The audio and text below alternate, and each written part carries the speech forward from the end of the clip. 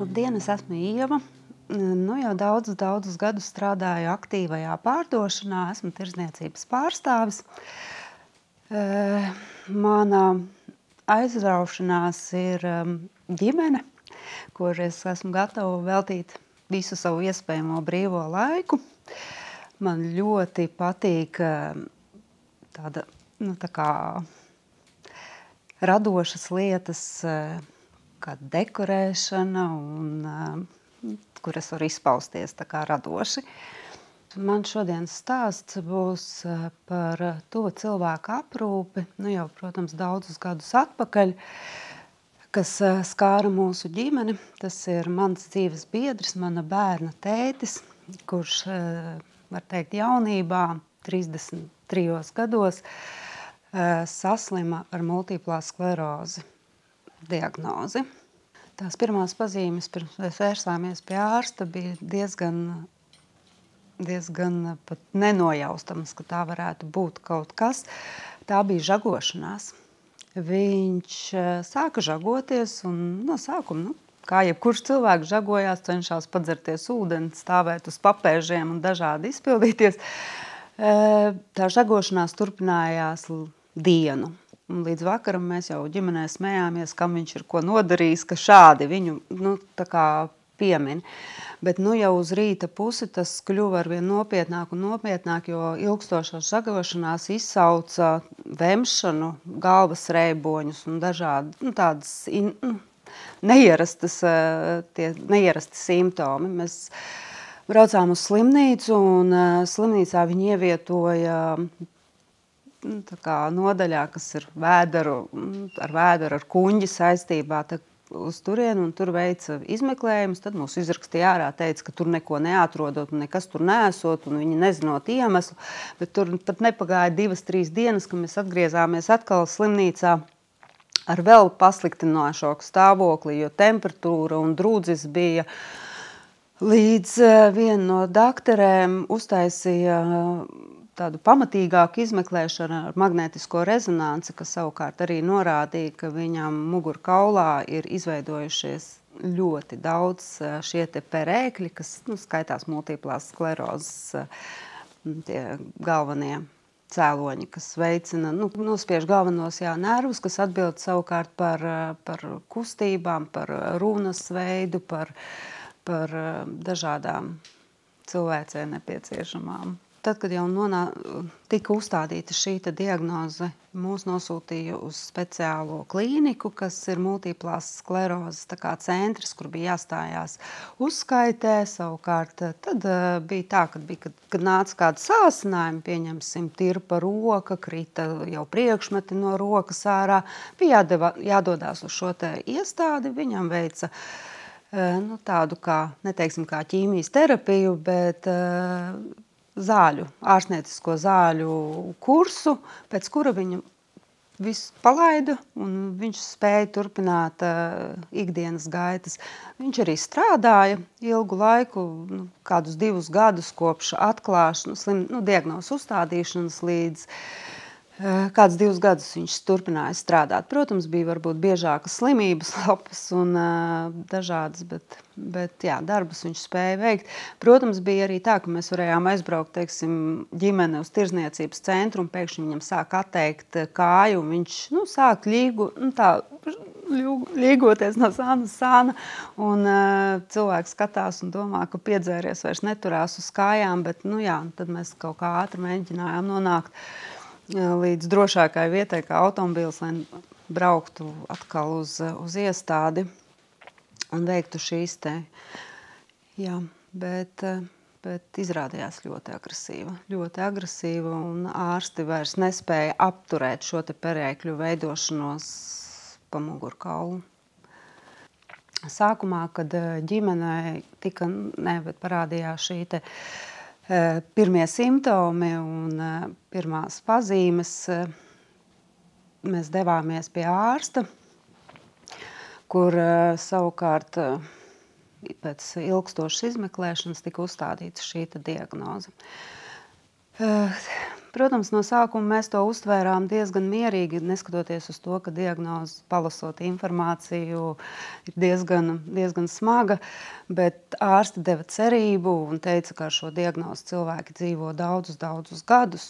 Ir jautājums, protams, no paša pacienta, cik ātri viņš padosies, un principā jautājums bija, cik ātri cilvēks nonāks ratiņkrēslā. Ģimenē mēs šo apsvērām un pieļāvām, jau apdomājām, ka mēs mainīsim dzīves vietu, kā pielāgosim, pamazām to dzīves vietu, lai tad, kad nonāksim, teiksim, tādīs krustcelēs, lai būtu man vieglāk. Diemžēl šajā gadījumā izrādījās tā, ka diagnoze bija ļoti agresīva, un jau pēc 3 gadiem pēc diagnozes uzstādīšanas bija janvāra rīts, kad es aizdevos ikdienas gaitās, un pamostoties manam vīram, viņš man zvana un saka, kad viņš nevar izkāpt no gultas, ka viņam vairāk nav kājas. Tad vēl bija brīvlaiks, un meita bija mājās, kura mācījās 1. klasītē. Viņa piestūma savam tēvam datorkrēslu, ar kuru viņš pārvietojās pa mājām, lai kaut kā vismaz apkoptu un pagatavotu bērnam brokastis un tā diena noritētu. Bet jau pie vakara mums bija jāsauc ātrā palīdzība, jo tik strauji attīstījās, ka jau pie vakara viņam atteica urīnceļi un pamazām, pilnīgi acu priekšā viss mainījās. Un tad jau 15. janvāri mēs nonācām slimnīcā, kur aizsākās tas smagākais periods, kas ilga tikai 9 mēnešus. Kaut gan tajā brīdī tas bija ļoti tāds smags periods. Viņi nonākot slimnīcā, cilvēkam vairs nebija pat rokas, un bieži vien atteica arī elpošanas sistēma, kur bija jānonāk reanimācijā no nodaļas uz reanimāciju un tad atpakaļ. Un savukārt, kas mana funkcija bija tāda, ka es biju ļoti tuvu. Man ikdiena bija tāda, ka es no rīta cēlos, vedu meitu uz skolu, jau 1. klasīte bija. Tad devos dienas gaitās un pildot darba pienākumus, un pēc darba steidzos uz slimnīcu, būdama tur līdz vēlai naktī, jo varēja just, diemžēl, kāda mums ir tā aprūpes sistēma, nav cilvēku rokas, lai pildītu arī slimnīcā, pildītu šo te aprūpi, nepietiek ne rokas, ne spēka. Jā, tiek pārvilkts autiņbiks, tiek pabarot cilvēks, bet tas, kas viņam bija ļoti nepieciešams, pagrozīt, nomazgāt, satīrīt, kaut pakasīt degunu, jo viņš arī to nespēja. Lūk, tā mēs pavadījām ilgstošu laiku līdz brīdim, kad viņš nonāca kārtējā reizē reanimācijas nodaļā, un viņam pat tika ievietota traheostoma, kas atviegloja to elpošanu, lai varēja jebkurā brīdī pieslēgt pa taisno pie plaušām. Jūnijas tas bija, kad mums paziņoja, ka jūsu dzīvesbiedram stāvoklis ir smags, bet stabils, un jums ir jādodās projām. Ne tikai es apzinājos, ka es nespēšu ar to tikt galā, jo man mājās nebija iespēja, ne visas šīs lai veiktu manipulācijas, šīs iekārtas, to pašu traheostomas tīrīšanas aparātu vai skābekļa mērītāji, gan paši skābekļa aparāti, kurus tad jāvieno vajadzības gadījumā klāt. Pat ārsts to saprata, un ārsts man nāca pretīm palīdzot atrast iestādi, kur mēs varētu kopā pārbraukt, kur ikdienā varētu šīs manipulācijas veikt. Diemžēl tur mēs saskārāmies ar situāciju, kad šādās iestādēs arī darbinieki nav gatavi šādiem tik smagiem pacientiem. Viņiem nācās piesaistīt, man liekas, pusRīgu, lai viņi tiktu galā ar šo pacientu. Līdz ar to es pavadīju ļoti daudz sava laika, cik vien iespējams no bērna un darba, lai veiktu visus šos pienākumus. Es braucu uz šo iestādi, es mazgāju cilvēku, es viņu grozīju pēc vajadzīgā laika. Tika veiktas daudzas masāžas un sēdināšana.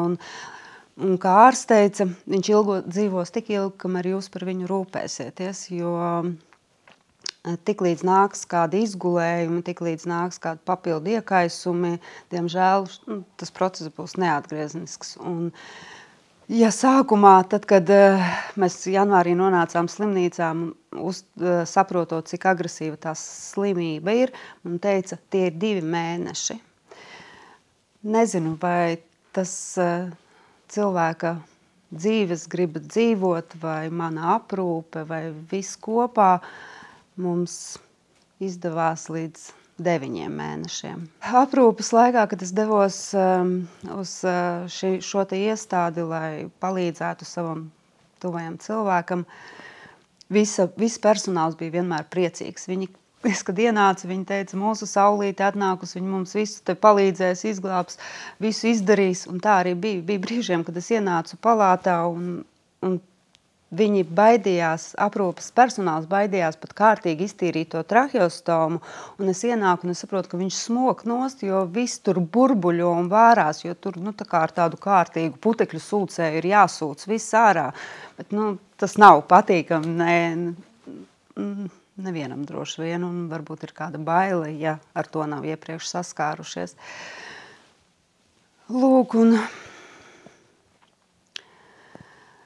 diemžēl nācās arī šai periodā sastapties ar tādām nepatīkamām lietām, kā pieņemsim, ienākot palātā, redzēt, ka tavam tuvam cilvēkam ir uzmest vielas uz galvas, jo izrādās viņš traucē strādāt. Diemžēl uz to brīdi tam manam tuvajam cilvēkam bija palikušas tikai ausis, un viņš, ar ko viņš spēja dzirdēt, ja kāds gāja garām vai kaut kādas skaņas, kuras noritēja, un viņš līdz ar to uzreiz vēlējās kaut ko lūgt, to pašu padzerties vai kaut kur pakasīt, ja niezēja ķermenis, bet viņiem viņš bija apnicis. Un man ir bailes padomāt, ja mana šī te intensīvā apmeklēšana, kur es pavadīju visas brīvdienas no agra rīta līdz vēlam vakaram, diemžēl tas būtu droši vien pavisam citādāk. Mājās, principā mājas mums tā kā nelielā dzīvoklī viņa kustībām pietika, turoties pa sienām vai ņemot to pašu datoru krēslu, pārvietoties no virtuves galda līdz gultai. Varbūt, bija jānopērk lielāks televizors, jo mazo viņš nespēja saredzēt vairāk, redze ļoti strauji arī zuda. Īpaši mājās atrodoties, ja tā godīgi, tādas speciālās iekārtas līdz tam brīdim, kamēr viņam tik strauji atteica viss ķermeņa funkcionālās, īsti nevajadzēja. Nonākot slimnīcā, viņam bija nepieciešams jau stipri vairāk dažādu veidu aparāti un dažādu veidu ierīces, kas bija nepieciešams priekš viņa stāvokļa kontrolēšanas, kā pieņemsim skābekļa mērītājs, pats skābekļa balons, arī tā pati traheostomas tīrīšanas aparāts, protams, pretizgulējuma madracis, kas bija ieklāts gultā, kā arī visas nepieciešamās aprūpes lietas, autiņbiksītes un mazgāšanas lietas, jo arī to es veicu pati. Teiksim, katras brīvdienas mums bija vannas dienas, kad es braucu uz slimnīcu un jau arī aprūpes personāls zināja, ka būs vannas dienas, un es jau sestdien ienāku, man jau stāv bļodas, spaiņi un ūdeņi sagatavoti. Tā kā šīs lietas, jā.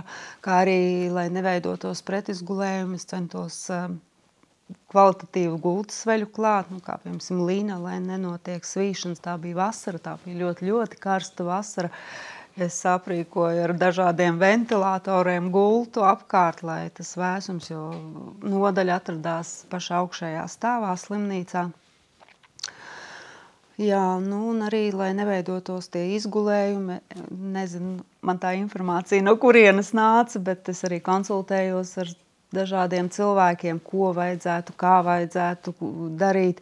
Tad arī, lai neveidojās izgulējums, es tinu no dvieļiem dažādas ruļļus un taisīju spilvenus, lai roka vienu brīdi šādi stāv un kāja šādi un šādi, lai ik pēc kaut kāda laika tiek mainīta šī gulēšanas pauze, kā arī tika iegādāti dažādi masāžas cimdiņi, lai varētu izrīvēt, lai uzlabotu asinsriti.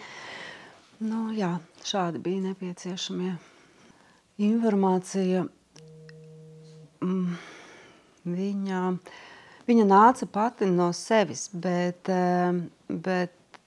nebija, tie noteikti nebija tik daudz, kā slimnīcā, teiksim, personāls teiktu, jums vajadzētu to vai šo.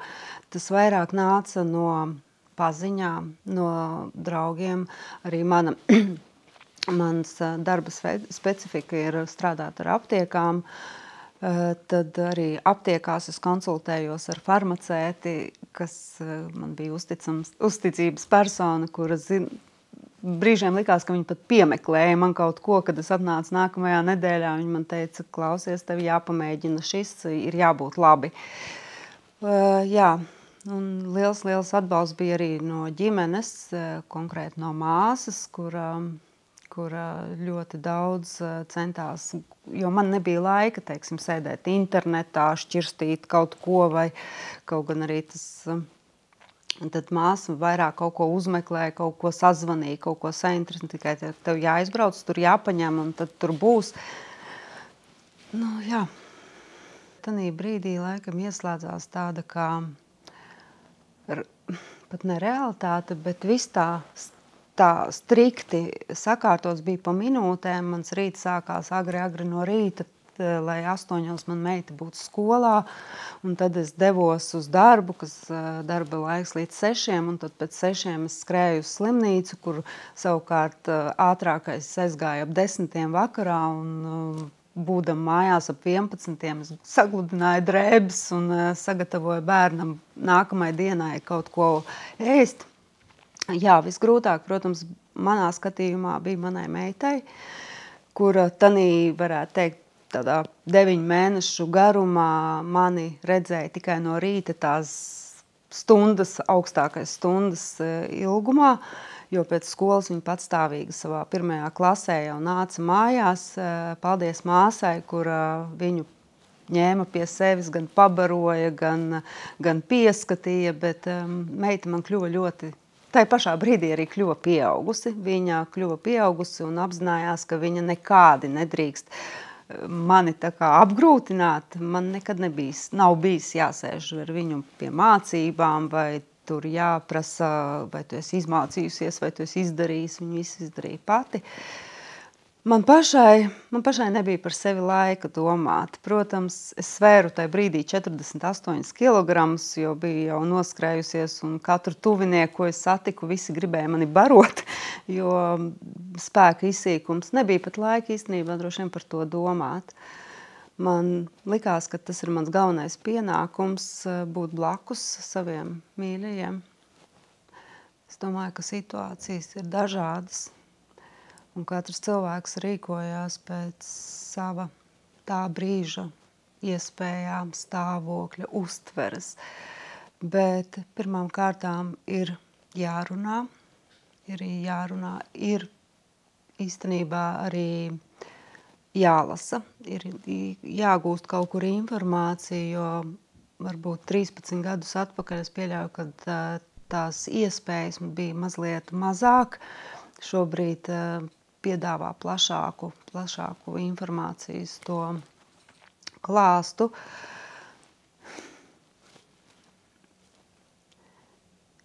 Jā, bet es no savas puses varu pateikt, ka es neko nenožēloju. Neko, absolūti neko, ko es tanī brīdī darīju. neko nedarītu citādāk kā toreiz.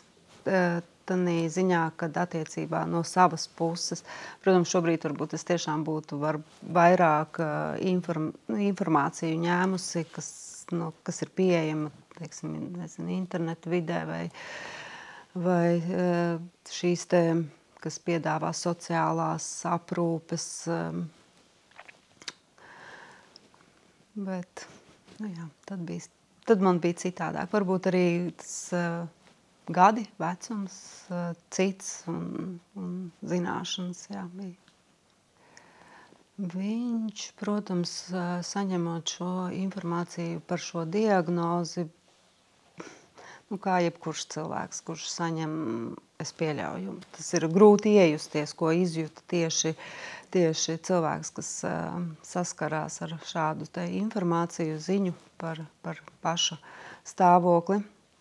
Bet viņš bija pozitīvi, pa dzīvi pozitīvi noskaņots, un viņš nepieļāva domu, ka kaut kas būtu ir kā ir labi, būs labi, mēs tiksim galā, un kamēr es spēju ar tām savām 2 kājām un 2 rokām mēs izdarīsim, tas, kas ir jāsakārto, to sakārtosim. Un arī atrodoties jau diezgan smagā stāvoklī, teiksim, pat slimnīcās, viņš runāja tikai ļoti, ļoti, ļoti nesaprotami. Varbūt es būdam blakus, tā kā pielāgojos un jau sapratu. Viņš līdz pēdējai dienai neatmeta domu, ka viss būs labi. Ka tas, jā, ir šobrīd tā, bet viss būs labi. Un, jā, brīžiem pat sastādīja kaut kādas nākotnes plānus, kad es te vēl pārstēšos, un tad, kad būs labi, tad mēs jau rīkosimies sekojoši, kā mēs bijām plānojuši to darīt sākumā. Tā kā es iepriekš arī minēju, man meitai bija 7 gadi, un saskaroties ar šādu situāciju, ieraugot savu lielo, spēcīgo tēvu, kurš viņai vienmēr ir bijis svarīgākais. Es esmu mamma, kur pildīja mammas pienākumus, tīras drēbes, ēdiens, bet tētis bija tas viņas sirds lieta. Sirds, tas bija cilvēks, kas manā meitā ir atstājis nenormāli spēcīgus pamatus kā personībai. Un viņa jau agrā jaunībā, meitas jaunībā, tā kā bērnībā var teikt, izrunāja visu dzīvi. Viņš viņai izstāstīja, kā būs, kad viņa būs pieaugusi, kas ir tas un kas ir šis, un ar ko var saskarties un ar ko nē. Un tad, kad man vīrs nonāca uz šīs te gultas, es ļoti, ļoti baidījos, kā būs, kā apzinoties to, ka viņa dienas ir maz skaitīts, arī neskatoties uz to, ka viņš to pat nenojauš. Man bija ļoti, ļoti bailes par nākotni ar meitu, kad es nespēšu tikt galā, un es nācu uz slimnīcu, un man jautāja, kā iet meitai, kā Megijai iet pa mājām, un es viņam stāstu, un saku, man ir bailes, viņš saka, nebaidies. Ko es tev varu no sevis ieteikt? Tanī laikā viņš man saka, es tev iesaku uzlabot ar viņu attiecības. Kā tu to vari izdarīt? Apsēdies un aprunājies. Aprunājies un zini, ko izdari pirmo? Izstāsti viņai tādu noslēpumu, ko tu pat man neesi stāstījusi.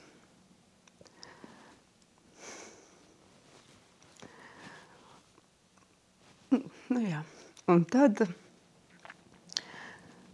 es atnākot mājās, sakārtojot savas domas pie pirmās iespējas, centos ar viņu aprunāties. Protams, man tas varbūt tanī brīdī pat varbūt mākslīgi sanāca, jo es līdz tam nebiju to darījusi ar savu bērnu. Man likās, kā es tagad mazam bērnam sākšu stāstīt tādus noslēpumus, kurus es pieaugušam neesmu stāstījusi.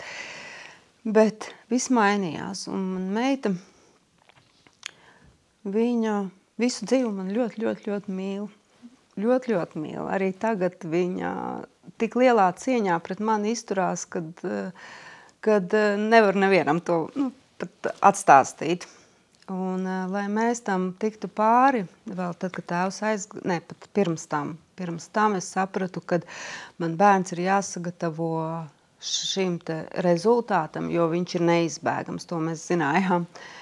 Mēs gājām pie psihologa. Un viņas 7 gadu vecumā uz runāšanu viņa laikam īsti neizgāja. Tad viņa strādāja ar smilšu terapijām, kur psiholoģi arī mācēja viņai pasniegt, un principā viņa sagatavoja. Viņa arī saudzīgi un droši vien arī salīdzinoši pareizi izstāstīja, kas varētu notikt ar šo, kas ir šobrīd.